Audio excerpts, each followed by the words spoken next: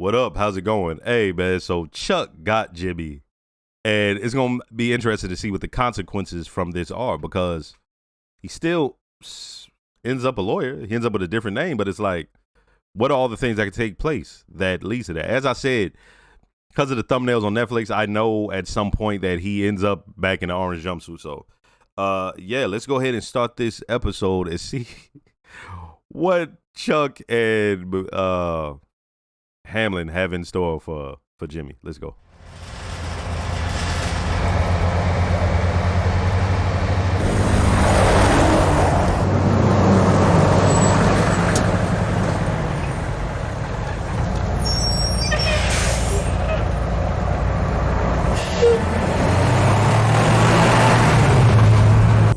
May I assume that you are armed? Yes. I do not wish to see your gun. And if I don't, I promise you won't see mine. You care to elaborate? It's not in my interest for Hector Salamanca to die. Who is he to you? An associate of an associate. We had a disagreement. He threatened my family. I'm not gonna let that go. You had let it go. You'd taken his money. Your family was no longer in danger. And yet, still, you robbed his truck. Most men would have walked away. I understand that a civilian found the driver after you robbed the truck. Hector murdered this civilian, correct? You hurt Hector when you robbed that truck. You hurt his business. If you were to hurt him in the same manner again, I would not stand in your way. You want me to rob another truck? If you feel so inclined. I'm done with that. Then our business here is finished. Of course, I trust that you are done with Hector Salamanca.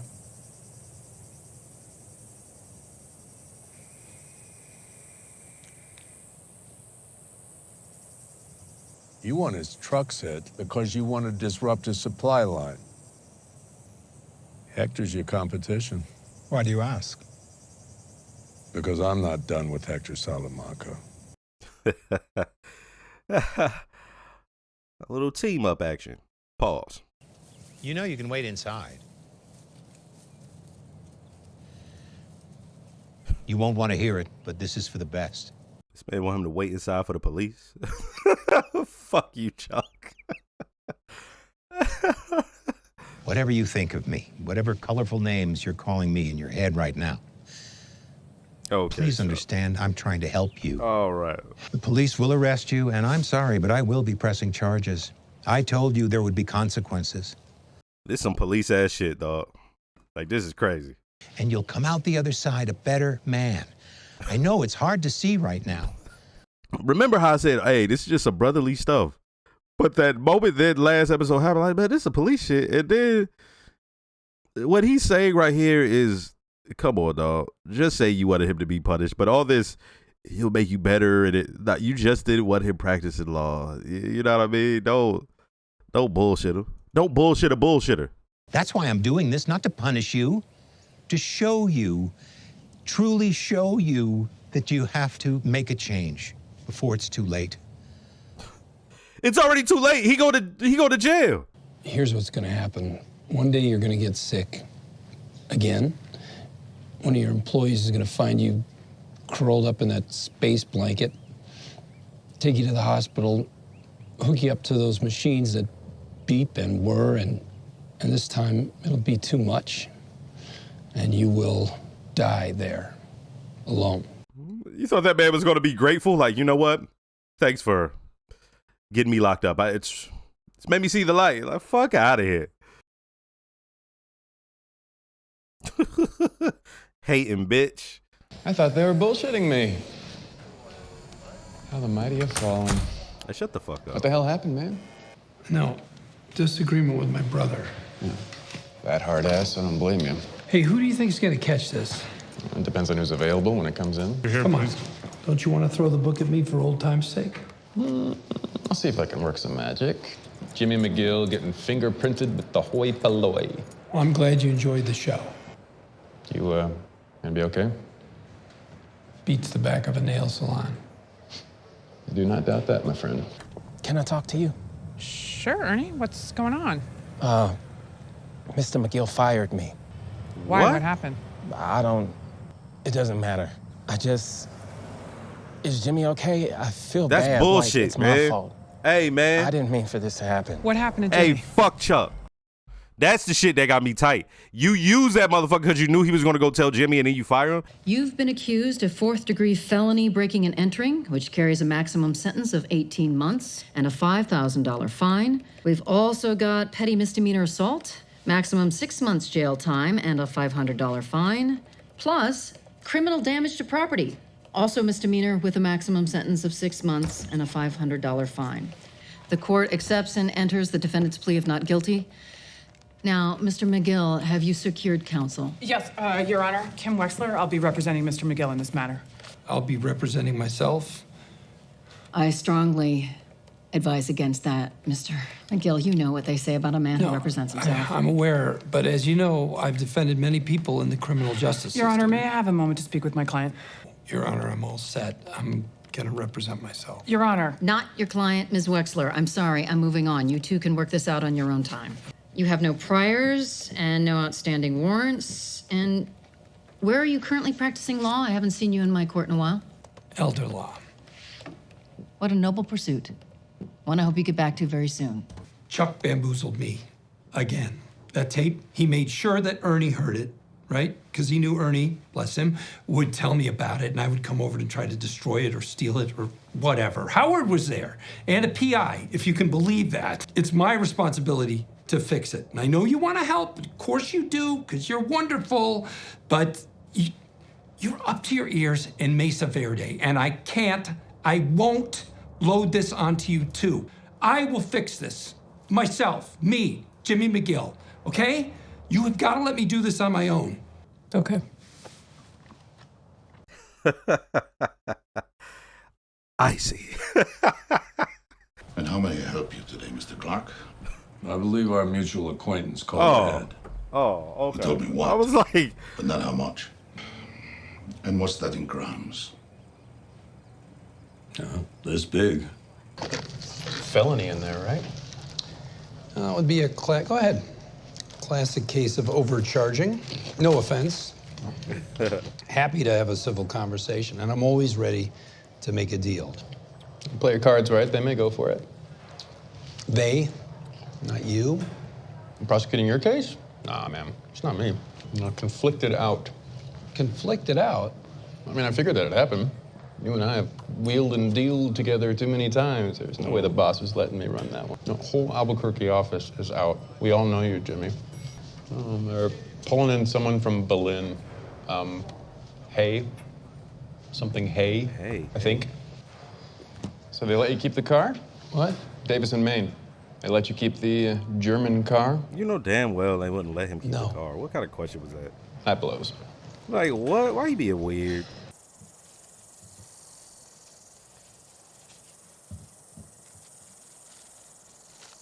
So he's the one who said all this.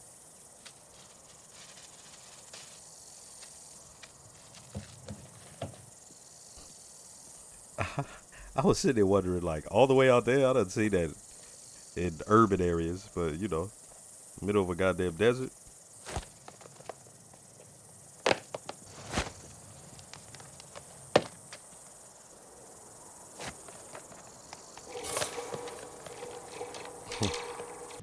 Going back to the confrontation, so I have it absolutely clear. Did he strike you? No, nothing like that. He backed me into a cabinet. Did he have a weapon? Well, as I mentioned, he used a fireplace poker to break into my desk. And you're willing to appear as a witness, even though he's family? Unfortunately, yes. Oh. If we continue with this, I'll need your sworn testimony. I've had situations involving family members before where the injured party has ultimately been reluctant to cooperate with my office. That won't happen. We know, Chuck. We know. I don't intend to take it easy on your brother just because he's a lawyer. Of course not. The bone of contention is going to be the felony breaking and entering. Your brother's going to want to plead down to a misdemeanor, but I'll hold the line on the felony. which means this could possibly go to trial. I certainly appreciate you accommodating me today by coming here. But don't worry, I'm able to tolerate being out for short periods with a few minor adjustments. Nothing that will overly inconvenience the court. You know, Jimmy has a good heart. I'm sure he does. It's not an excuse for what he's done. But he's my brother. Well, he's emotional. He flies off the handle. I understand, but this is more than flying off the handle. I'm not going to defend his actions. But I can't help wondering if there's not a better solution. Chuck. For everyone. Chuck. I'm watching this, and I'd never read or heard anything about it really like that. I've heard about Breaking Bad before I watched it, right? Like I told y'all, I knew about people's hate for Skyler and then a little bit of Walt, but on this, I didn't know anything about it. So y'all put it to me that, yeah, there's people that hate Chuck, and it's vitriol for him, but my whole thing was always, this just seems like some family shit that I'm watching in on. It's like, imagine I'm just sitting down, I'm sipping from my drink like, this shit crazy. That's how I feel. I'm watching some shit like that. So even when I'm like, yo, that's some police shit, this doesn't seem out of the ordinary to me that Chuck would be like, hey, is there a better way? Even though he knew damn well what was going to happen. Because he loved the motherfucker. Yeah, he did some fucked up police ass shit, but he loved that motherfucker.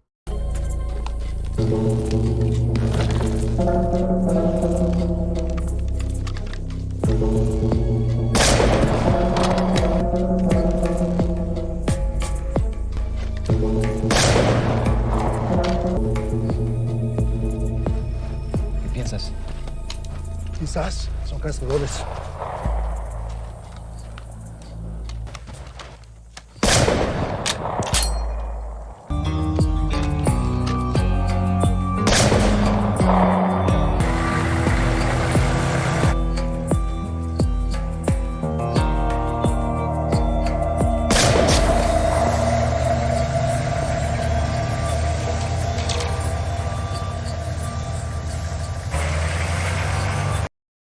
Now it makes sense. Now it makes sense.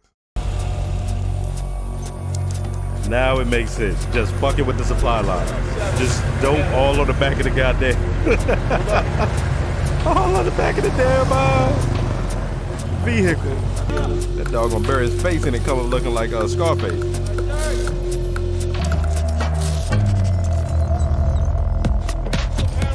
Looks like we got a hit.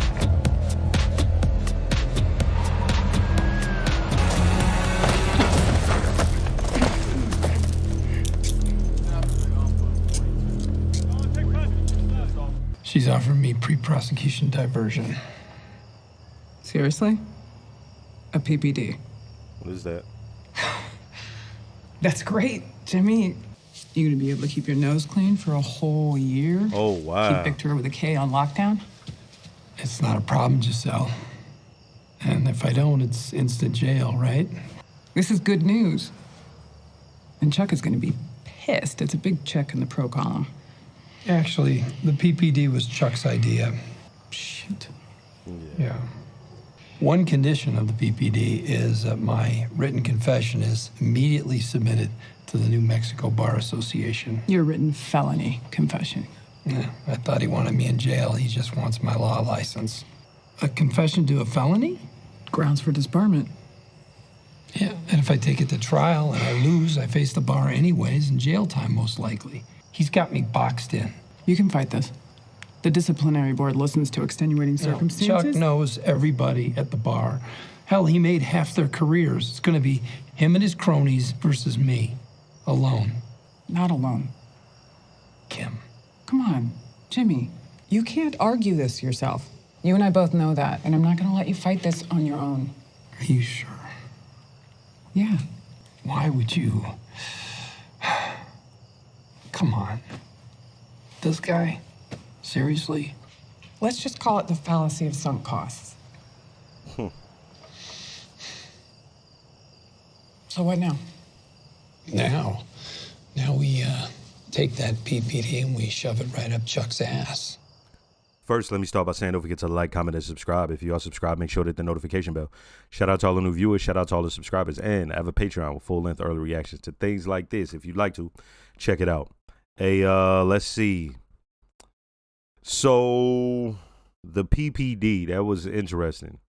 I was like, what is that? But the way they explained it is they basically have you sign something saying you admit to all of that.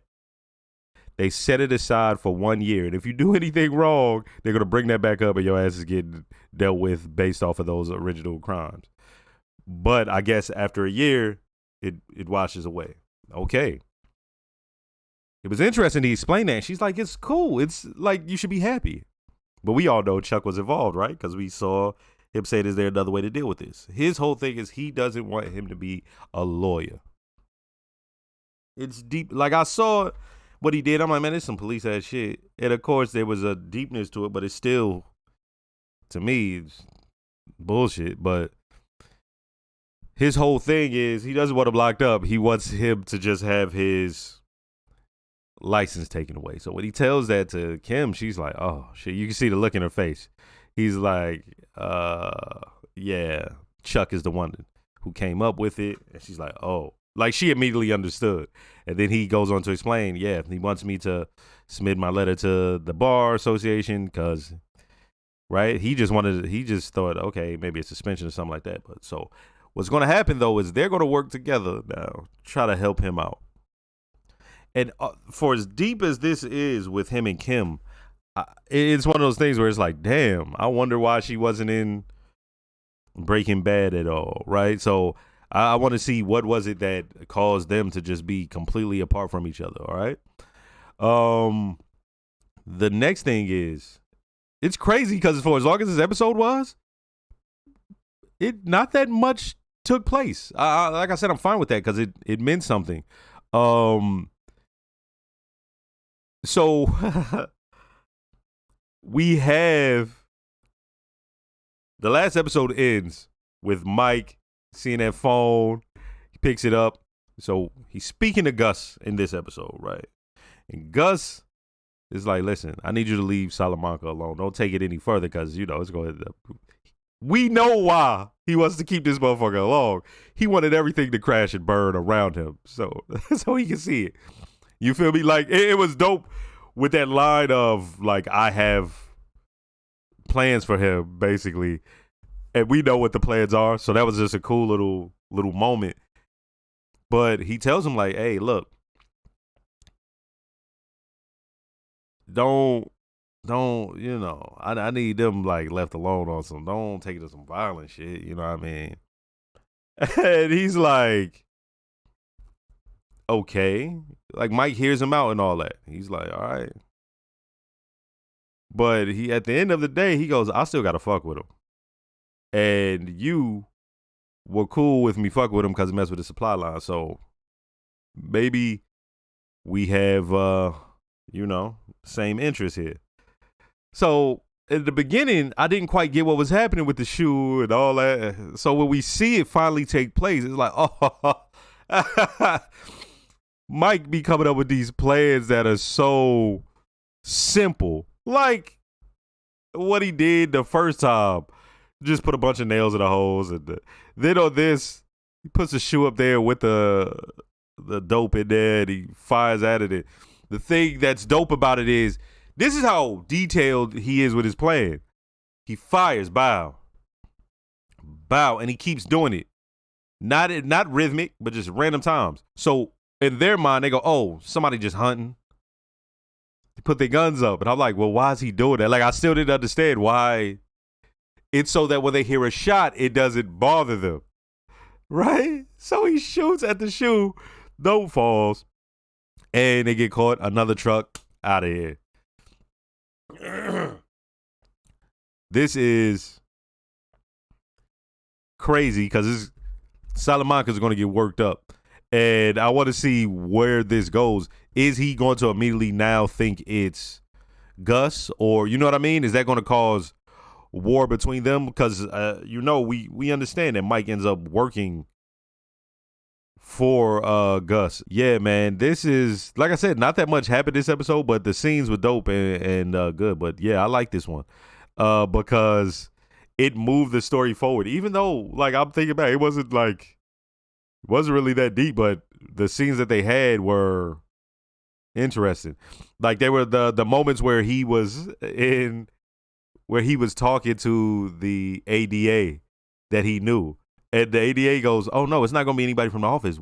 We all know you. So it's all a conflict of interest. So they did go and get somebody else. And it's like, I heard the name, like, hey, I'm like, do I recall that name? I can't recall. I feel like I heard that name before, but yeah, it was just, they were doing like these little artsy things, like just the way Kim woke up, right? I mean, she's tired, completely out of it, and then she goes to the gym and she gets ready and she turns the Kim on. Like I said, you see her tug the jacket and she spins, shoulders just out, you know what I mean? But yeah, next episode, this is a good one.